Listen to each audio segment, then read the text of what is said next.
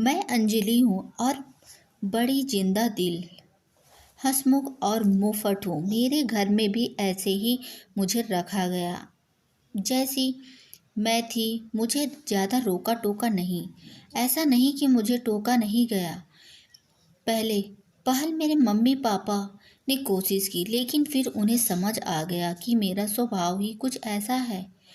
इस स्वभाव के चलते मेरे कई दोस्त भी बने। लड़कियां तो कम थी, लड़के ज़्यादा। मेरी माँ को मेरी चिंता रहती थी कि कल को ससुराल जाएगी तो वहाँ क्या गुल खुलाएगी। पर मेरे पापा कहते हैं, जो होगा अच्छा ही होगा। ऊपर वाले ने इसके लिए भी कुछ सोचा ही होगा। मेरी शादी की उम्र होते ही मेरे लिए रिश्ता ढूंढना घर वालों ने शुरू कर दिया। कई तो घर तक पहुंचते ही नहीं दिए थे। उनसे पहले ही केवल इसलिए मना कर देते थे कि लड़की बोलती बहुत है। अब बताओ भला, यह भी कोई कारण हुआ किसी को रिजेक्ट करने का? लेकिन मुझे इस बातों का कोई फर्क नहीं पड़ता है। मैं अपनी लाइफ में खुश हूँ।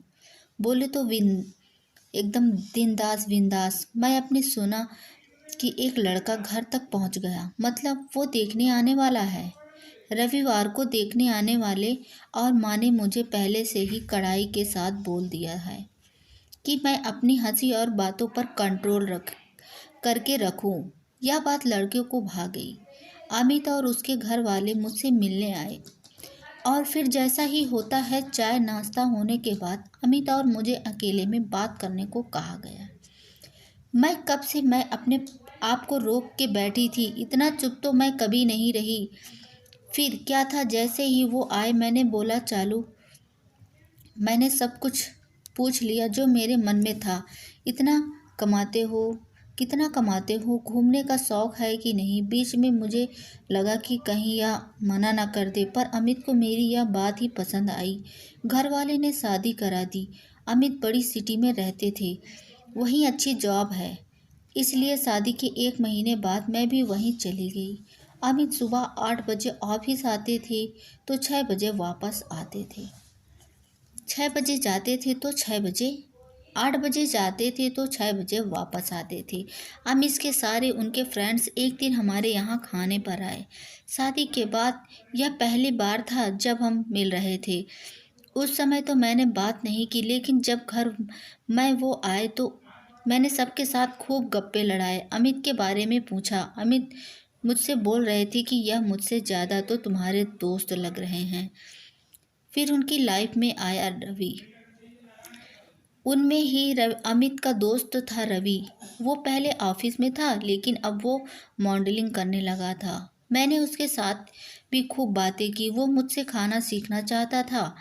मैंने भी बोला, आ जाओ, मैं तो पूरा दिन फ्री रहती हूँ, कभी भी आओ। अमित सुबह जब ऑफिस गए तब रवि अगले दिन सच में मैं खाना सीखने आ गया। थोड़ा बहुत मैंने उसे सिखाया और शाम को वापस चला गया। अमित अपनी केप भूल गया था। जब अमित ऑफिस से आए तब उन्होंने मुझसे पूछा कौन आया था, क्योंकि उन्हें केप दिखाई नहीं दे रही। मैंने बोला, अमित कल खाना सीखने को बोल रहा था, आज आ गया, अभी तुम्हारे आने से पहले गया है। उनका चेहरा थोड़ा सा उतरा। वो बोले, अच्छा इतना रुका तो मुझसे भी मिल लिया होता। मैंने उस समय उनकी बात पर इतना ध्यान नहीं दिया। नहीं, अगले दिन जब वो ऑफिस से आए तो अमित घर पर ही था। अमित उनसे मिलने उनकी कुछ बातें हुई। अमित को होने लगी जलन और गलतफहमी। जब वो गया तब वो बाथरूम में फ्रेश होकर आए, और जैसे ही मेरी आदत थी मैं पूरी दिन की कहानी बढ़ बढ़ करके उनको बता रही थी। एकदम से वो चुप, मुझ पे जोर से चिल्लाए और बोले भी, चुप भी रहा करो, इतना बकवास करती हो। ऑफिस में काम करके आता हूँ, तुम्हारी तरफ मज़े नहीं करता घर पर। ऐसा गुस्सा मुझ पर कभी किसी ने नहीं किया था, मेरे पापा ने भी नहीं। मेरी आवाज़ बंद हो गई और आंसू शुरू हो गए।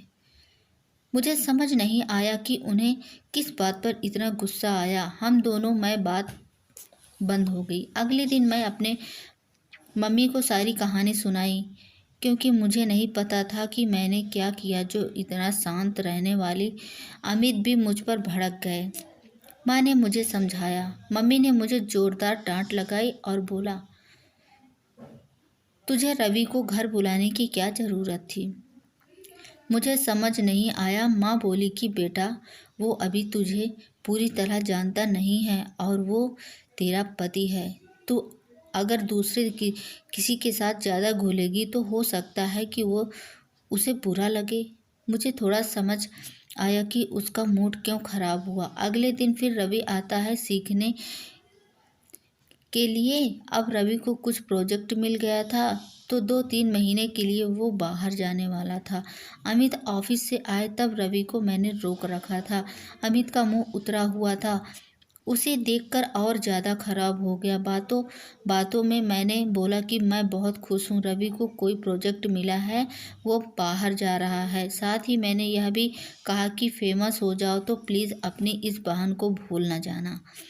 रवि बोला, अरे बिल्कुल नहीं, अभी कुछ दिन से आपकी वजह से मेरा पेट ठीक है, वरना बाहर का खाकर इन्फेक्शन हो रहा था। अमित के चेहरा अब बदल गया था। उसके चेहरे पर बहन सुनकर स्माइल आ गई थी।